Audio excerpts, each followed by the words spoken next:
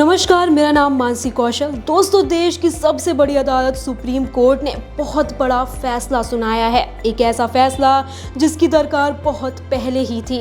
Supreme court ने जो फैसला लिया है उसे सही मायने में ऐतिहासिक फैसला ही माना जाएगा और भविष्य में कई वर्षों तक में याद रखा जाएगा। पिछले कुछ सालों में विपक्ष ने देश में होते चुनाव और चुनाव आयोग को लेकर कई सवाल खड़े किए हैं, जो कि लोकतंत्र में विश्वास रखने वाले समाज के लिए कतई ठीक नहीं है। ऐसे दौर में सुप्रीम कोर्ट ने उस चुनाव आयोग को लेकर अब सरकार के हाथ बांध दिए हैं। सुप्रीम कोर्ट ने आदेश दिया है कि अब से देश के प्रधानमंत्री लोकसभा में नेता प्रतिपक्ष और खुद चीफ जस्टिस ऑफ इंडिया का पैनल तय करेगा कि मुख्य चुनाव आयुक्त कौन होगा। यानी अब तक सरकार जिसे चाहती थी वही चुनाव का सर्वे सर्वा होता था, लेकिन अब खेल बदल जाएगा। अब ये एक अधिकार केवल सरकार के पास नहीं रह जाएगा।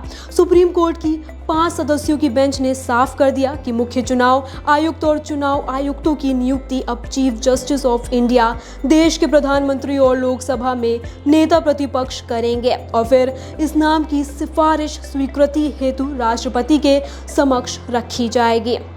Justice KM. जोसेफ ने ऐतिहासिक फैसला सुनाते हुए कहा, लोकतंत्र को बनाए रखने के लिए चुनाव प्रक्रिया की स्पष्टता बनाए रखी जानी चाहिए, नहीं तो इसके अच्छे परिणाम नहीं होंगे।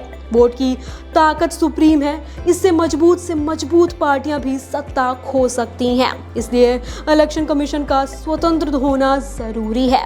दोस्तों, वो तमाम लोग जो लोकतंत्र पर विश्वास रखते हैं इस फैसले का खुले दिल से स्वागत कर रहे हैं और ये सच भी है कि सरकारें चाहे किसी की भी हो, जब मन करता रहा है वो अपनी सहूलियत के हिसाब से चुनाव आयोग का मुखिया चुन लेता है और सरकार किसी की भी हो ये कई वर्षों से होता आया है। लेकिन आखिरकार अब ये पद्धति सुप्रीम कोर्ट के हस्तक्षेप से खत्म हुई।